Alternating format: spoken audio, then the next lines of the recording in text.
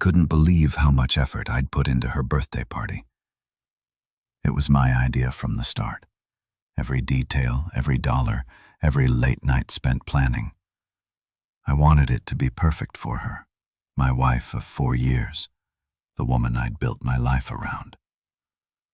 The venue was this gorgeous rooftop place downtown with a view of the city skyline that made your jaw drop. I'd ordered a 5-tier cake, chocolate and vanilla swirled together, her favorite. There was a champagne tower, too, the kind you see in movies with glasses stacked so high they sparkled under the twinkling lights I'd paid extra to have strung up. I even had flowers flown in from halfway across the world, orchids bright and exotic because she'd once said they were her dream bouquet. It cost me a fortune, but I didn't care. This was her night, and I wanted her to feel like the center of the universe. I stood there in my best suit, watching her laugh and mingle with our 60 guests, friends, family, people we'd known forever. I was proud. Tired, sure, but proud. She looked beautiful in the dress I'd picked out with her months ago, her hair catching the light just right. I thought, this is it. This is what marriage is about, making her happy. Then she grabbed the microphone. I figured she'd say something sweet, maybe thank me for pulling it all together. Instead, she raised her glass and started talking about Damon Rivera. My guiding light, she called him, her voice loud and clear over the hum of the crowd. The one who's been there for me through the toughest times. I stood there frozen, my smile stuck on my face like it didn't know what else to do. Damien, the guy she worked with, the one she'd mentioned a few times, always with this casual tone that I never thought twice about. My chest tightened, but I told myself to breathe, to wait it out. Maybe she'd get to me next. She didn't. Instead, she turned to me with this little smirk like she was about to pull off some big joke. She handed me a gift bag, small and light, and said, "For you, honey." People chuckled, thinking it was cute. I opened it, expecting maybe a watch or a tie, something normal. But no. Inside was a black t-shirt, designer brand, folded perfectly. I pulled it out, held it up, and there it was in bold white letters. Divorced. The crowd went quiet for a second, then a few nervous laughs broke through. She grinned like it was the funniest thing in the world, like she'd just won some comedy award. My hands shook as I stared at the word divorced. 4 years of marriage, all the sacrifices, all the nights I stayed up late paying bills or planning things like this. And she thought this was edgy, funny. My throat burned. I felt every pair of eyes on me, waiting for my reaction. I could have yelled. I could have thrown the shirt in her face and stormed off right then, but I didn't. I set the bag down, reached into my pocket, and pulled out the Cartier bracelet I'd bought her as her real birthday gift. It was gold, sleek, expensive, something I'd saved up for because I knew she'd love it. I placed it on the table next to the cake, right where everyone could see it. No words, no fuss. I just turned and walked out. The air hit my face as I stepped outside, sharp and cold. But I didn't stop. I heard the chatter fade behind me, the clink of glasses, the hum of confusion. I kept walking, my shoes clicking against the pavement, my heart pounding so hard I thought it might break my ribs. I didn't know where I was going yet, but I knew one thing for sure. I wasn't going back in there. Not for her. Not for anyone. That t-shirt wasn't just a joke. It was a declaration, and I wasn't about to stand there and take it. The night air slapped me hard as I stepped out of that rooftop party, my tie flapping loose in the wind. I didn't even make it 10 steps before I stopped, my hands clenched into fists. I'd left the bracelet on the table, her birthday gift, the one I'd spent months picking out, the one I'd imagined her wearing with that big smile she used to give me. It was sitting there abandoned, like some kind of trophy for her little stunt. And that T-shirt, divorced, kept flashing in my mind. Those white letters burning holes into my skull. I couldn't leave it like that. I couldn't let her have the last word. Not after she'd humiliated me in front of everyone we knew. So I turned around. My legs moved before my brain caught up, carrying me back through the glass doors, past the confused valet guy who'd barely opened his mouth to ask for my ticket. The party noise hit me again. Laughter, clinking glasses, some upbeat song she'd picked for the playlist. I didn't look at anyone. Not her friends, not mine, not the waiters weaving through the crowd with trays of champagne. I marched straight to that table, the one with the cake and the flowers and the bracelet gleaming under the lights. She was still up front chatting with Damien, her back to me, probably thinking I'd slink off like some wounded dog. I grabbed the bracelet, the cool metal slipping into my palm, and shoved it back into my pocket. No one said a word. A few heads turned, eyes wide, but nobody stopped me. Maybe they were too shocked. Maybe they didn't care. Either way, I was done. I walked out again, this time for good. The valet had my car ready by then, a black sedan I'd bought 2 years ago, one of the few things I'd insisted on keeping when she'd pushed for that overpriced SUV she wanted instead. I slid into the driver's seat, slammed the door, and just sat there for a minute, staring at the dashboard. My phone buzzed in my pocket. I ignored it. The engine hummed to life, and I pulled out onto the street, the city lights blurring past me like they didn't even matter. 5 minutes later, it started. The first call, my phone lit up on the passenger seat, her name glowing on the screen. I didn't pick up. It rang out, went silent, then lit up again and again. By the time I hit the highway, it was nonstop. Buzz after buzz, her name stacking up and missed call notifications. I glanced at it once, just long enough to see the number climb. 10 calls, 20, 50. I kept driving, the road stretching out dark and empty ahead of me. My hands gripped the wheel so tight my knuckles turned white. What did she want? To apologize? To laugh some more? To explain why she thought handing me that T-shirt in front of everyone was okay? I didn't care. Not anymore. The phone kept going, relentless, like she thought she could wear me down if she just tried hard enough. I pulled into my usual parking spot outside our apartment. No, my apartment now. And checked the screen. 157 missed calls. All from her. I turned the phone off, the silence hitting me like a wave. I sat there in the dark, the engine ticking as it cooled, and something clicked inside me. This wasn't just about the party. It wasn't just about walking out. That T-shirt, those calls, her thanking Damien instead of me. It was the end of us. For years of bending over backwards, of putting her first, of thinking if I just tried harder, she'd see me the way I saw her. And for what? To be the punchline of her big night. I grabbed my keys and stepped out, the cold biting at my face again. The apartment building loomed above me, quiet and familiar, but it didn't feel like home anymore. It felt like a shell, like something I'd outgrown without even realizing it. I didn't know what came next, where I'd go, what I'd do. But I knew one thing. I wasn't answering those calls. Not tonight.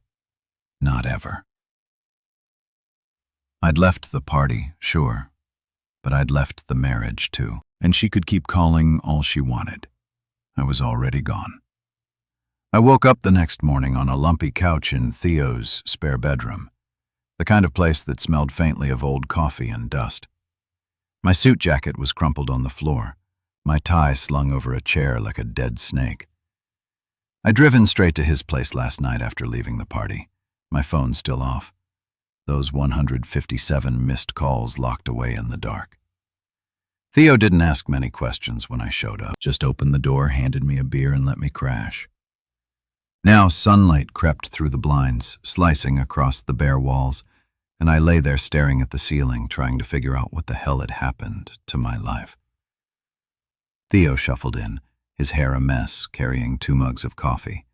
He set one on the table next to me, the steam curling up in lazy swirls, and sat down in an armchair that creaked under his weight. "You don't come back from something like that," he said, his voice low and certain, like he'd already thought it through. I didn't answer right away. I just took the coffee, the heat burning my fingers through the mug, and let his words sink in. He was right. I knew it the second she handed me that t-shirt. Divorced like it was some clever little gift. But it wasn't just the shirt. It was everything before it. All the pieces I'd ignored because I loved her, because I thought that's what you do when you're married. I sipped the coffee bitter and strong, and my mind started replaying it all. The time she'd asked me to move cities for her job, promising it'd be worth it. I'd left a good gig behind, packed up our life and followed her. Then there were the promotions I'd turned down because they'd mean less time at home, and she didn't like that. "We're a team," she'd say, and I'd nod, thinking it made sense. Vacations, too. I'd skip them.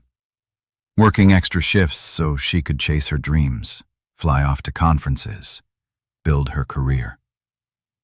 I never complained. I figured it was my job to support her, to be the steady one while she shined. And she did shine. People loved her. Her charm, her laugh, the way she could light up a room. I loved that about her too. But last night, under those twinkling lights I paid for, she'd lit up for someone else. Damian Rivera, her guiding light. Not me. I set the mug down, my hands still shaky from the night before, and looked at Theo. "I gave her everything," I said, my voice rough like it hadn't woken up yet. He nodded, leaning back in the chair. "Yeah, man. And she gave you a t-shirt." That stung, but it was true. I thought about the party again. 60 people all watching her toast Damian, all seeing her hand me that bag. I wondered what they thought. Did they laugh because they agreed with her? Did they feel sorry for me? Or did they just not care? I'd spent so long trying to make her happy, to make us work, and in one night, she'd turned me into a joke. The spare room felt smaller then, the walls pressing in, and I stood up, pacing to the window. Outside, the city was waking up, cars honking, people rushing to work. My life used to feel like that, busy, purposeful, moving forward. Now it was just me standing still, holding a coffee mug and a bruised ego. Theo watched me sipping his own drink, not pushing me to talk. He didn't have to. We've been friends since college. He knew me better than most. "What now?" he asked finally, breaking the silence. I didn't have an answer, not yet. But as I stared out at the skyline, something shifted. I wasn't the guy who waited around anymore, the one who nodded and smiled while she called the shots. That guy walked out last night. The bracelet was still in my pocket. I felt its weight against my leg, a reminder of what I'd taken back. Maybe Theo was right. You don't come back from something like that. But maybe you don't have to. Maybe you just keep walking. Figure out who you are without the weight of someone else's spotlight. I turned to him, my jaw tight. "I'm done being disposable," I said. He raised his mug. Good. About time. I didn't turn my phone back on for 2 days after the party. Those 157 missed calls sat there waiting, but I wasn't ready to face them or her. I stayed at Theo's, sleeping on that creaky couch, waking up to the sound of his coffee maker gurgling in the kitchen. It was quiet there, simple, and for the first time in years, I didn't feel like I had to be anywhere or do anything for someone else. But I couldn't hide forever. I had a life to sort out, a marriage to end, and I wasn't about to let it drag on louder than it already had. So I made a call, not to her, but to Clara Mendes, a lawyer I'd heard about through a guy at work. She was sharp, tough, the kind of woman who didn't mess around. We met at her office downtown, a small space with big windows and stacks of files on every surface. She didn't smile much, just shook my hand and got straight to it. "What's your goal here?" she asked, pin poised over a notepad. I leaned back in the chair, the bracelet still in my pocket like a stone I couldn't shake. "I want out," I said. Clean, quiet, no drama. She nodded like she'd heard it 100 times before. "Good. I don't do loud divorces. They're a waste of time." I liked her already. I told her about the party, the t-shirt, Damien, everything. She didn't flinch, just scribbled notes and asked questions. How long we'd been married, what we owned, who paid for what. I told her I'd covered most of it. The apartment, the cars, the party itself. Clara raised an eyebrow but didn't comment. By the end of the hour, she had a plan. "We'll file quietly," she said. "No public mess. You keep what's yours. She keeps what's hers. If she fights, we'll deal with it." I trusted her. She had this edge like she'd seen too many marriages fall apart to care about the theatrics. For her, it was business. For me, it was survival. I left her office feeling lighter, like I'd handed over a weight I didn't know I was carrying. That night, I moved back into the apartment, our apartment, though it didn't feel like ours anymore. She wasn't there, probably at her sister's or some friend's place, licking her wounds after I didn't pick up. I didn't care where she was. I just wanted my space back. The next morning I went to work. I'd taken a day off after the party, but now I was ready to dive in. My job wasn't glamorous project management for a tech firm, but I was good at it. I walked into the office, past the cubicles and the coffee machine, and sat at my desk.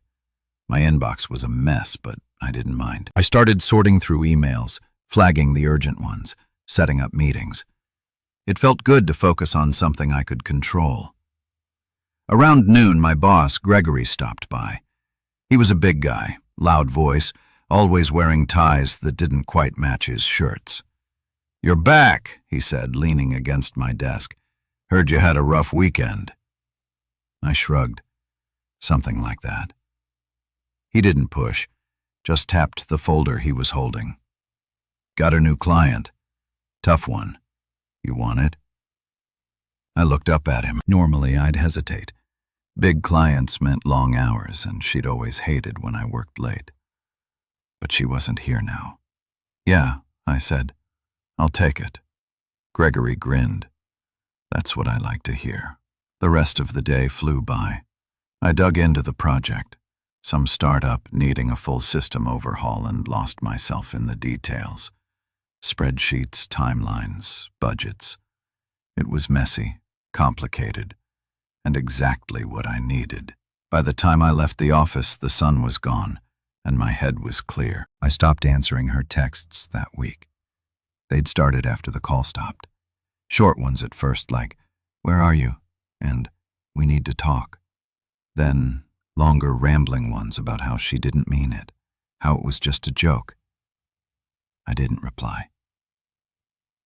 Clara had the papers ready by Friday, and I signed them in her office, my hand steady on the pen. It wasn't about revenge.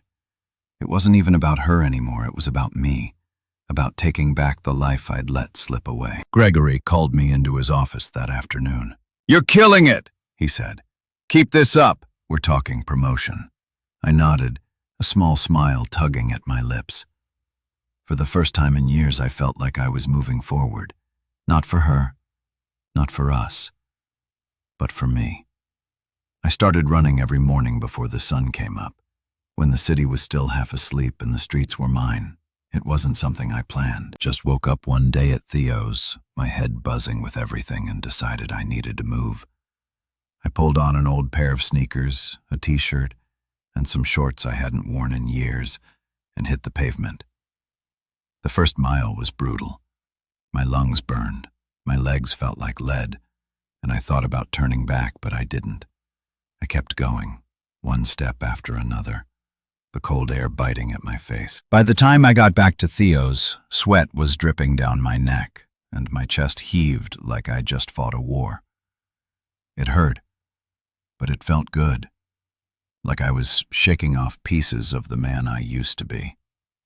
I'd spent so long sitting still, waiting for her to notice me, to need me, that I'd forgotten what it felt like to push myself. After that, it became a routine. Up at 5, out the door by 5:15, running through the dark until the sky turned gray. Mile after mile, I shed the weight of it all. The party, the t-shirt, the years of saying yes when I should have said no. I moved out of Theo's that week, back into the apartment full-time. She still wasn't there, and I didn't ask where she'd gone. Clara had served her the divorce papers by then, so maybe she was hiding out, figuring out her next move. I didn't care. I started changing things, threw out the throw pillows she'd picked, the ones I'd always hated, and replaced them with a plain gray blanket. I rearranged the furniture, turned the living room into something that felt like mine. It wasn't just about the space, though. It was about me. I set up a corner by the window with a small desk, a lamp, and a stack of notebooks. I started writing things down, ideas, plans, stuff I'd always wanted to do but never had the time or guts for.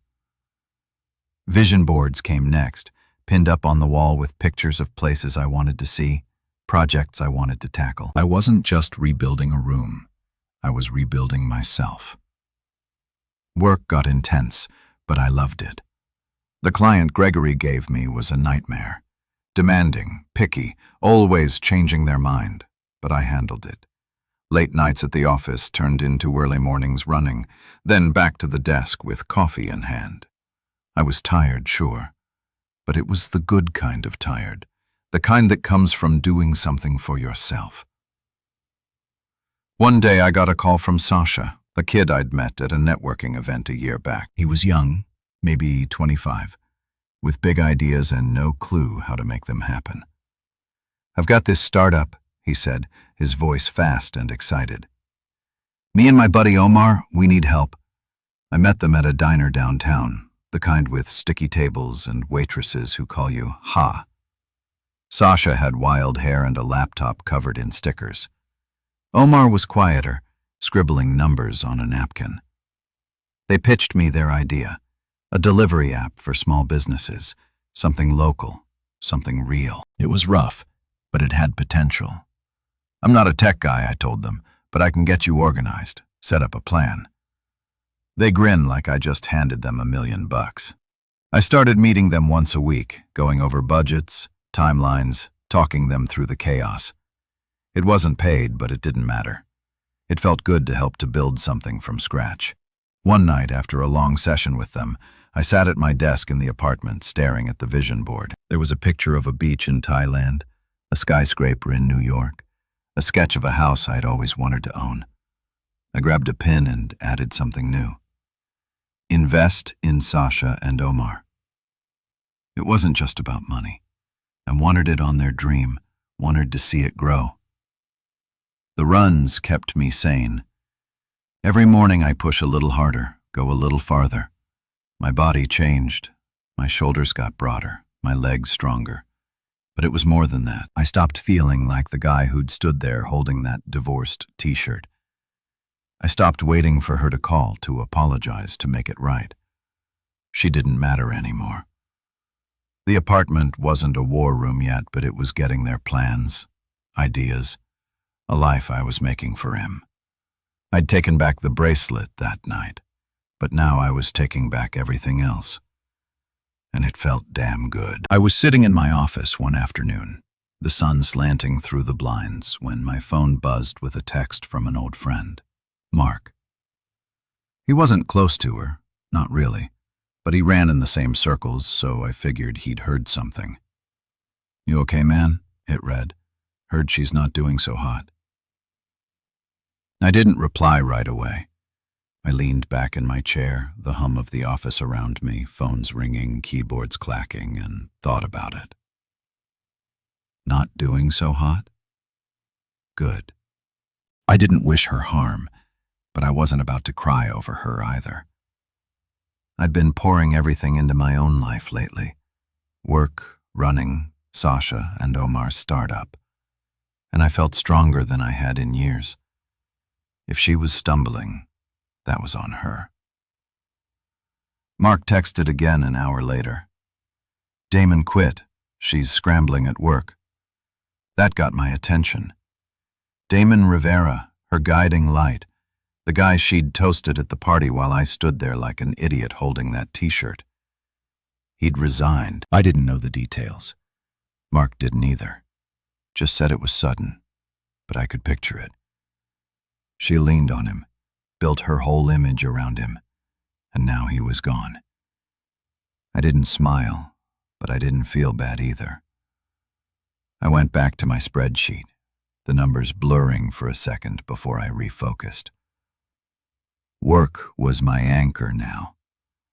Gregory had me leading 2 more projects, big ones, and the word promotion kept floating around. I stayed late that night, the office emptying out, just me and the glow of my computer screen. I liked the quiet. It gave me room to think. The next day, another friend, Lisa, called. She was closer to her, one of those mutual connections I hadn't cut off yet. She tried a podcast, Lisa said, her voice hesitant, like she wasn't sure I'd want to hear it. It tanked 1 episode and people hated it. I was driving home, the phone on speaker, the city lights streaking past. "Huh?" I said, keeping it short. Lisa kept going. "She's posting online again, too, trying to get her followers back, but it's not working. People keep bringing up the party." I gripped the wheel a little tighter. The party? That damn t-shirt. I didn't say much, just let Lisa talk until she trailed off. "Thanks for the update," I said, and hung up. I didn't need to hear more. She was falling apart piece by piece, and I wasn't surprised. She'd always been good at shining when things were easy. When someone else, me, Damien, whoever, was holding her up. Now the props were gone and she didn't know how to stand. Meanwhile, my life was taking off. Gregory called me into his office a week later, slapped a folder on his desk and said, "You're speaking at a seminar next month. Local business thing. They asked for you." I blinked. "Me?" He laughed, that big booming sound of his. "Yeah, you. You're killing it lately. People notice." I walked out of there feeling 10 feet tall. A seminar wasn't huge, but it was mine, something I'd earned. Then came the big one. An email landed in my inbox from a guy I'd met at a conference years back, some hotshot professor type. "We're hosting a business summit in Dubai," it said. "Love for you to guest lecture. Your name's been coming up." Dubai. I stared at the screen, the words sinking in. I'd gone from the guy who paid for her party to the guy getting invites halfway across the world. I said yes, obviously. That night I met Sasha and Omar at the diner again. Their app was moving slow, messy, but moving. And I'd put some money in, a small chunk from my savings. "You're like our secret weapon," Sasha said, grinning over his fries. Omar nodded, quieter, but just as excited. I felt useful, needed in a way I hadn't with her. Back at the apartment, I added Dubai to my vision board right next to Thailand and the house sketch. The runs kept me steady every morning, pounding the pavement, my breath fogging into cool air. I was up to 6 miles now, my body leaner, my mind sharper. She was fading. Her job, her podcast, her online clout, and I was rising. Seminars, lectures, startups. The world that used to spin around her was turning toward me, and I wasn't looking back. I didn't hate her. I didn't even think about her much. But knowing she was struggling while I was climbing, that felt like justice. Quiet and clean, the kind I didn't have to fight for. I was sorting through some old files in the apartment one evening, the lamp casting a warm glow over my desk when I found it. An envelope tucked between a stack of tax returns and some random receipts. It wasn't from Clara or anything official. It was handwritten, her familiar loopy script spelling out my name on the front. I froze for a second, my fingers hovering over it. I hadn't heard from her in weeks, not since the text stopped and the divorce papers were signed. Part of me wanted to toss it straight into the trash unopened, but curiosity got the better of me. I slid it out, the paper crisp and heavy, and unfolded 4 pages of her words staring back at me. I sat down, the chair creaking under me, and started reading. "I didn't mean it," she wrote first, her pen pressing hard into the paper like she needed me to feel it. The t-shirt was supposed to be funny, a stupid joke. I didn't think you'd leave. I stopped there, my jaw tightening. A joke, that's what she called it. Even now, 60 people watching. Damien smirking beside her, me holding that divorced shirt like some prop in her comedy show. I kept going. She filled the pages with apologies, excuses, memories. "Remember the beach trip 2 years ago?" She wrote, "You carried me through the sand when I twisted my ankle. We were good then." Yeah, we were. I remember that day, sunburned, laughing, her clinging to my back as waves crashed around us. But that was before the moves, the sacrifices, the slow drift where I became the guy who paid for things while she chased her spotlight. She went on, her tone shifting, softer. "I miss you. I didn't realize how much I needed you until you were gone." I set the letter down for a minute, staring at the wall. Needed me. She needed me to plan her party, to fund her dreams, to stand there while she thanked Damien. But me, the real me, not the husband who said yes to everything. She hadn't needed that guy in a long time. I picked it back up, flipping to the last page. "I'm sorry," she wrote over and over like a chant. "I messed up. I want to fix it. Fix it." I almost laughed. What was there to fix? The marriage was done, papers signed, apartment split, her stuff gone. She'd handed me that t-shirt and thought I'd just shrug it off. Come back, keep playing my role. I read it all once, start to finish, then folded it neatly in half. I didn't rip it up or burn it like some dramatic movie scene. I just opened the drawer next to my desk, the one with my birth certificate, my passport, a few old photos, and slid it in there. It wasn't trash, not exactly. It was a record, proof of who I'd been, who she'd been, and what we'd lost. But it didn't change anything. I wasn't writing back. I wasn't calling her. I'd spent years waiting for her to see me, to say something like this. And now that she had, it didn't matter. The words were too late, too hollow. I got up, grabbed a glass of water and stood by the window looking out at the city lights. The vision board was pinned up nearby. Dubai, Thailand, Sasha and Omar startup. That's where my head was now, not in her letter, not in the past. I thought about the party again, that smirk on her face when she handed me the bag. She hadn't meant it. Bull. She'd meant every second of it. Meant to show off, to flex her new life with Damien in front of everyone. And now with him gone, her career slipping, she was scrambling, reaching back for the safety net I'd always been. I wasn't that guy anymore. The next morning I ran my usual route, the air crisp and sharp in my lungs. 6 miles turned into 7, my legs pumping harder, my mind clear. I didn't think about the letter. I thought about the seminar next week, the lecture in Dubai. The app launched with Sasha and Omar. When I got back, I showered, dressed, and headed to work. Gregory stopped me in the hall, grinning. "You're on fire lately," he said. "Keep it up." I nodded, feeling the weight of it. Not her weight, not anymore, but mine. The letter stayed in the drawer, a ghost I didn't need to fight. She could miss me all she wanted. I was done missing her. I started writing one night after a long day at work.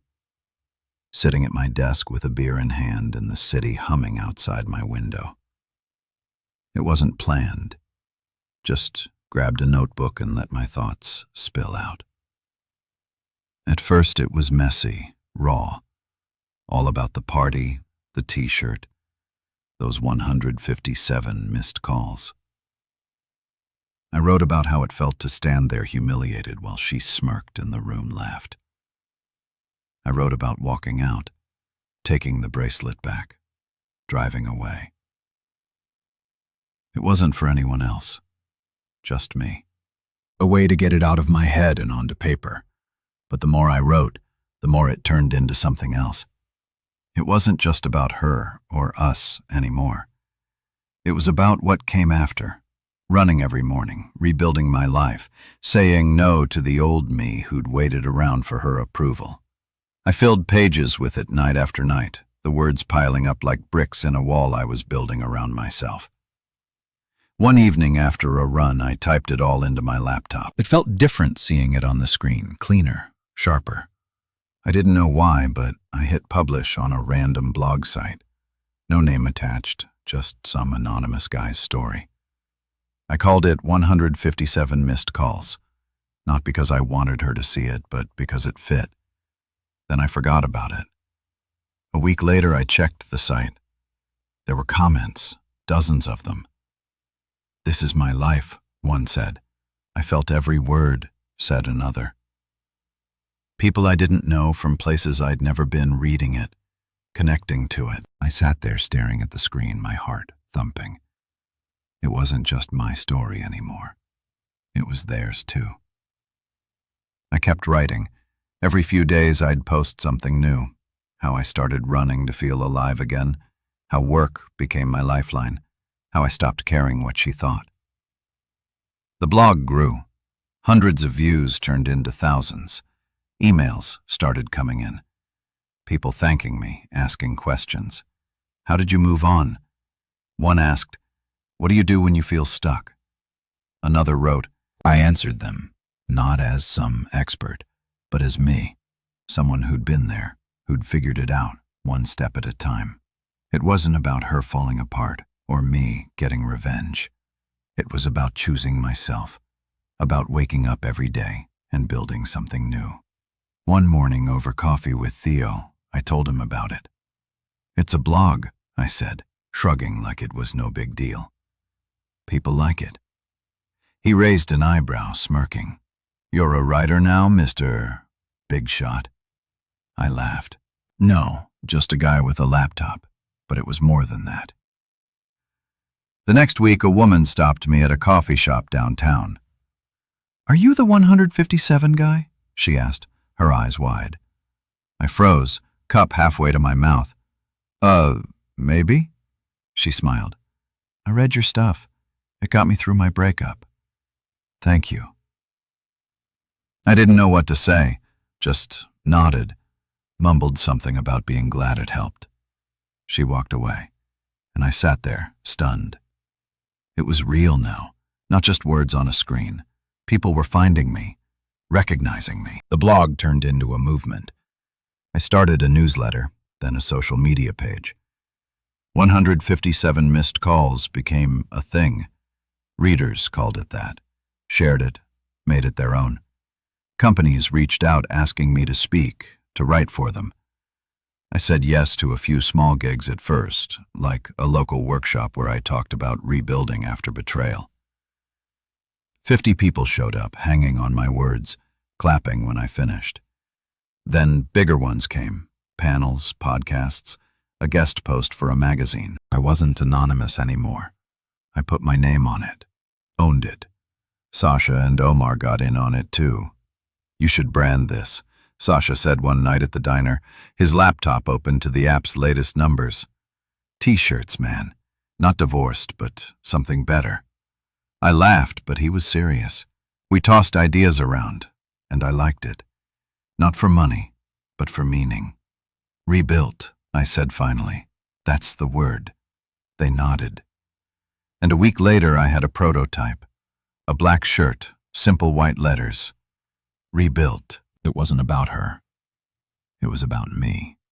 About everyone who'd read the blog and found their way back. The movement grew, and I grew with it. I wasn't just the guy who walked out anymore. I was the guy who kept going. It was pouring rain one evening when I heard the knock on my apartment door. I was in the middle of tuning my guitar, something I'd picked up again after years of letting it gather dust. The sound was sharp, insistent, 3 quick raps over the drumming of water against the windows. I set the guitar down, my stomach tightening for no reason I could name, and walked over. When I opened the door, there she was. No umbrella, no coat. Just her standing there, soaked to the bone. Her hair clung to her face, mascara streaking down her cheeks.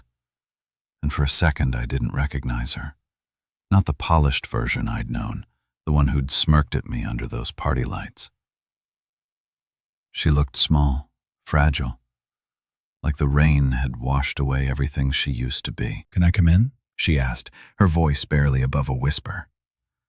I didn't say anything at first, just stepped aside and let her walk past me. She dripped onto the floor, leaving little puddles by the couch, but I didn't care about that. I shut the door and turned to face her, arms crossed, waiting. She didn't sit, just stood there, hugging herself like she was cold. "I miss you," she said finally, her eyes locked on mine. "We were good."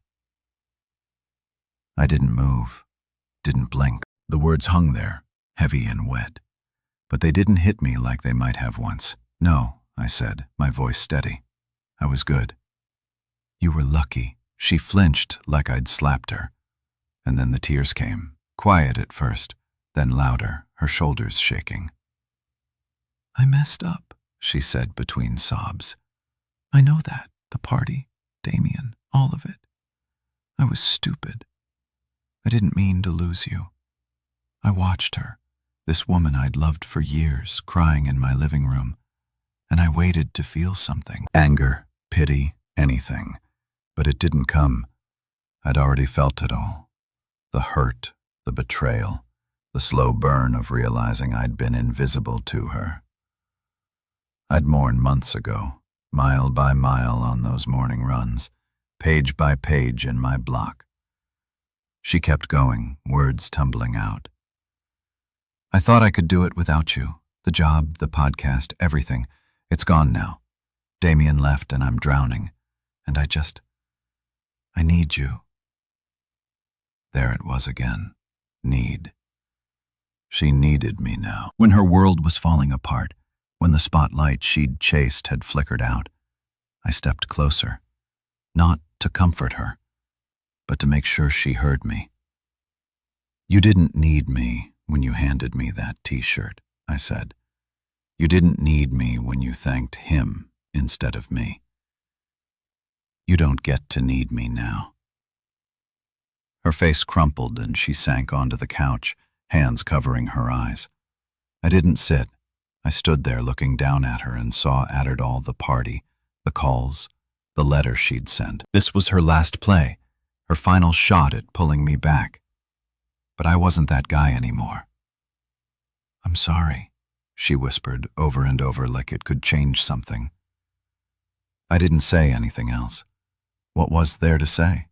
She'd made her choice that night, and I'd made mine when I walked out. The rain kept pounding outside, a steady roar that filled the silence between us. After a while, she stood up, wiping her face with her sleeve. "I'll go," she said, her voice small. I nodded, opened the door, and watched her step back into the storm. She didn't look back, just disappeared into the dark, the rain swallowing her up. I shut the door, locked it, and stood there for a minute, listening to the quiet. It was over. Really over.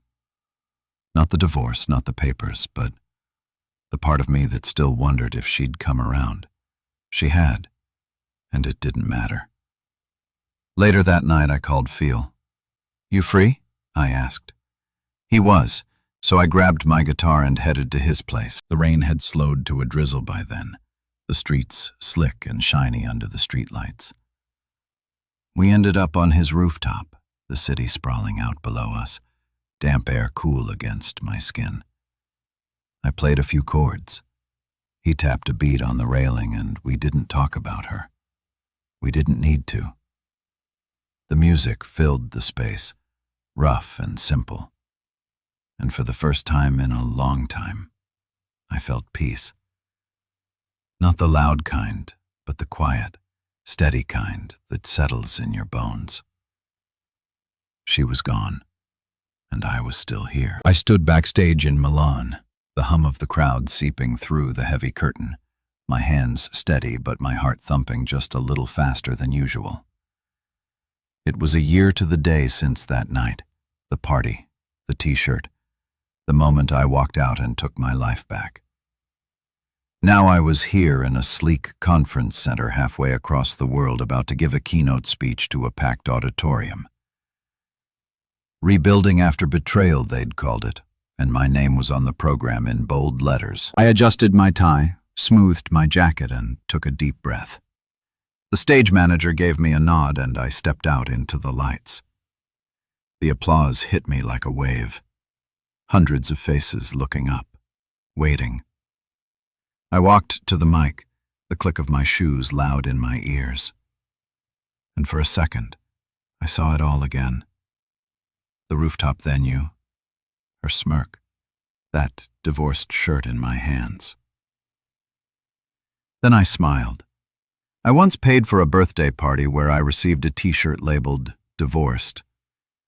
I started, my voice clear and strong. The crowd laughed, a soft ripple, but I didn't pause.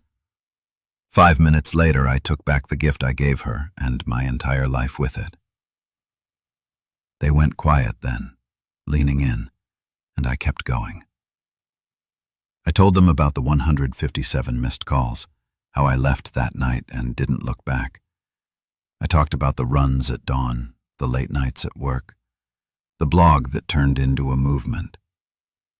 I didn't mention her name. Didn't need to. This wasn't about her anymore. It was about me, about the people in that room who'd been broken and built themselves back up.